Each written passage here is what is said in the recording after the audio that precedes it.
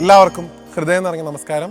കഥേമമ്മയുടെ ഇന്നത്തെ അധ്യായത്തിലേക്ക് എല്ലാവർക്കും ഹാർദമായ സ്വാഗതം.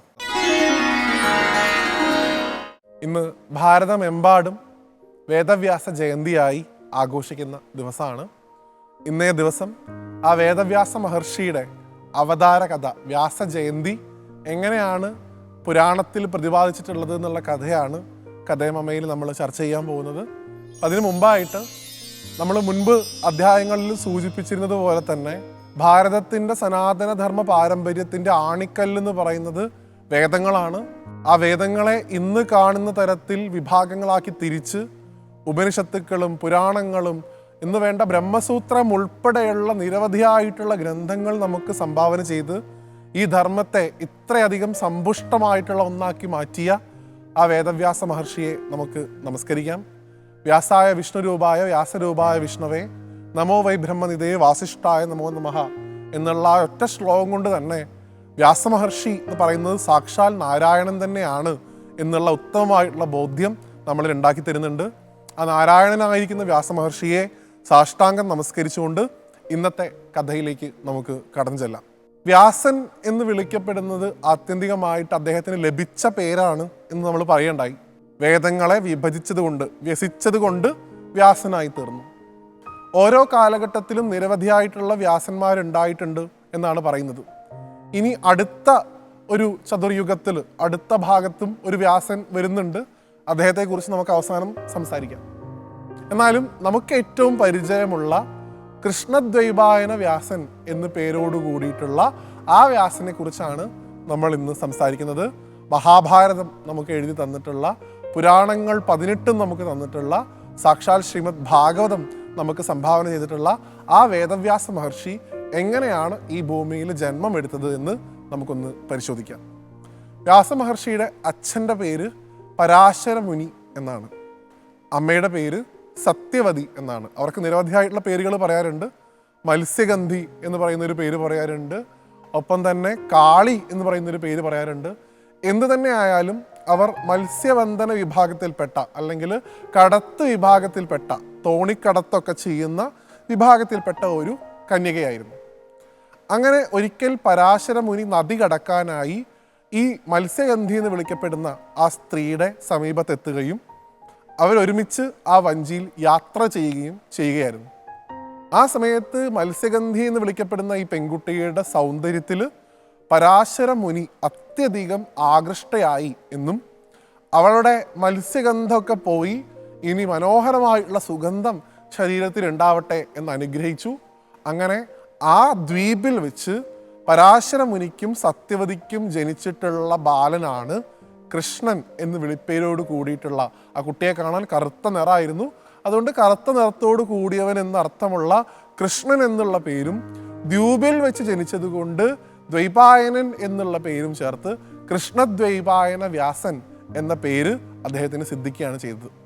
അദ്ദേഹത്തിൻ്റെ അച്ഛൻ പരാശര മുനിയും സത്യവതിയാണ് അമ്മ എന്ന് ഞാൻ പറഞ്ഞു. ആ ജന്മം കിട്ടിയ ഉടനെ തന്നെ അദ്ദേഹം തപസ്സിന് പോവുകയാണ് ചെയ്തത്. എത്രയോ ദീർഘനാൾ അദ്ദേഹം തപസ് അനുഷ്ഠിച്ചു. അതിനുശേഷം പിന്നീട് അദ്ദേഹത്തെ കാണുന്നത് സരസ്വതി തീരത്താണ്.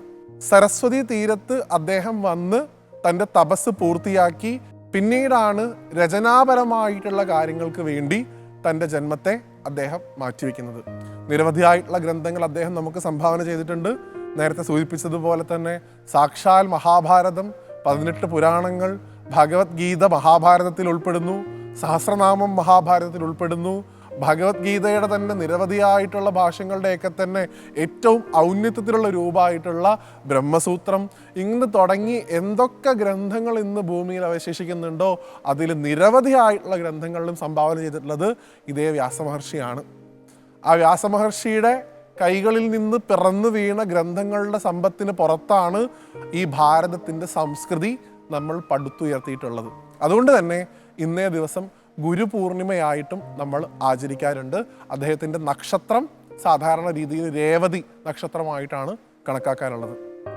ആ വ്യാസമഹർഷിയുടെ ആ രചനാ പാടവത്തിൻ്റെ ബാഹുല്യം കൊണ്ടാണ് വൈദേശിക ശക്തികൾക്ക് പോലും ഈ ധർമ്മത്തെ ദീർഘനാൾ അവരുടെ ഭരണത്തിന് കീഴിൽ കിട്ടിയിട്ടും മുഴുവനായും പരിവർത്തനം ചെയ്യാൻ സാധിക്കാതെ പോയത് എന്ന് പണ്ഡിതന്മാർ അഭിപ്രായപ്പെടാറുണ്ട്. കാരണം എപ്പോഴും നമ്മൾ സംസാരിക്കാറുള്ളത് പോലെ ഈ അപൗരുഷങ്ങളായിട്ടുള്ള വേദങ്ങളെ തന്നെ വിഭജിക്കാനുള്ള ശേഷി ഒരാൾക്ക് ഉണ്ടാവണം എന്നുണ്ടെങ്കിൽ അത്രയധികം പാഠവും അദ്ദേഹത്തിന് ഉണ്ടാവണം. അത് സാക്ഷാൽ ബ്രഹ്മത്തിന് മാത്രമേ സാധിക്കുള്ളൂ. ആ ബ്രഹ്മാംശം തന്നെയാണ് വ്യാസമഹർഷിയിൽ ഉണ്ടായിരുന്നതെന്ന് നമുക്ക് ഒരു സംശയവും കൂടാതെ പറയാൻ സാധിക്കും. ഓരോ കാലഘട്ടത്തിലും വേദവ്യാസ മഹർഷി അദ്ദേഹത്തിൻ്റെ നിരവധിയായിട്ടുള്ള ശിഷ്യന്മാരെ, തൻ്റെ മക്കളെയൊക്കെ തന്നെ താൻ എഴുതിയിട്ടുള്ള പുരാണങ്ങളും ഇതിഹാസങ്ങളൊക്കെ പ്രചരിപ്പിക്കാൻ വേണ്ടി പറഞ്ഞു വിട്ടിട്ടുണ്ട്.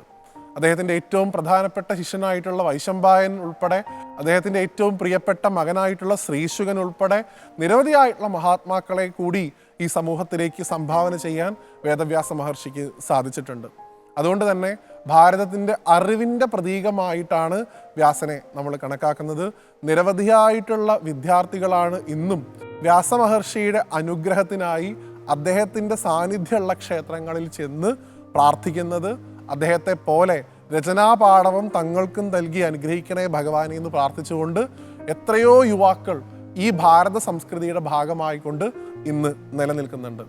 നമ്മുടെ അറിവിലേക്ക് വേണ്ടി പറയുന്ന സമയത്ത് സാക്ഷാൽ ശ്രീ പത്മനാഭസ്വാമി ക്ഷേത്രം തിരുവനന്തപുരത്തെ നമ്മുടെയൊക്കെ തന്നെ അഭിമാനമായിട്ടുള്ള ആ ക്ഷേത്ര സമുച്ചയത്തിനകത്ത് വേദവ്യാസ മഹർഷിക്ക് പ്രത്യേകം സ്ഥാനം കൽപ്പിച്ചിട്ടുണ്ട് എന്നുകൂടി നമ്മൾ മനസ്സിലാക്കേണ്ടതായിട്ടുണ്ട്. അപ്പോൾ അങ്ങനെയുള്ള ആ വേദവ്യാസ മഹർഷിയെ ഇന്നേ ദിവസം അദ്ദേഹത്തിൻ്റെ ജയന്തി ദിവസം സ്മരിക്കാൻ കിട്ടിയ ഒരു ഭാഗ്യത്തെ, അതിനെ നന്ദിയോടുകൂടി അദ്ദേഹത്തിൻ്റെ പാതാരവിന്ദങ്ങളിൽ തന്നെ ആ പുണ്യത്തെ സമർപ്പിച്ചുകൊണ്ട് അടുത്തൊരു അധ്യായത്തിൽ വീണ്ടും കാണുന്നതുവരെ എല്ലാവർക്കും നന്ദി, നമസ്തേ.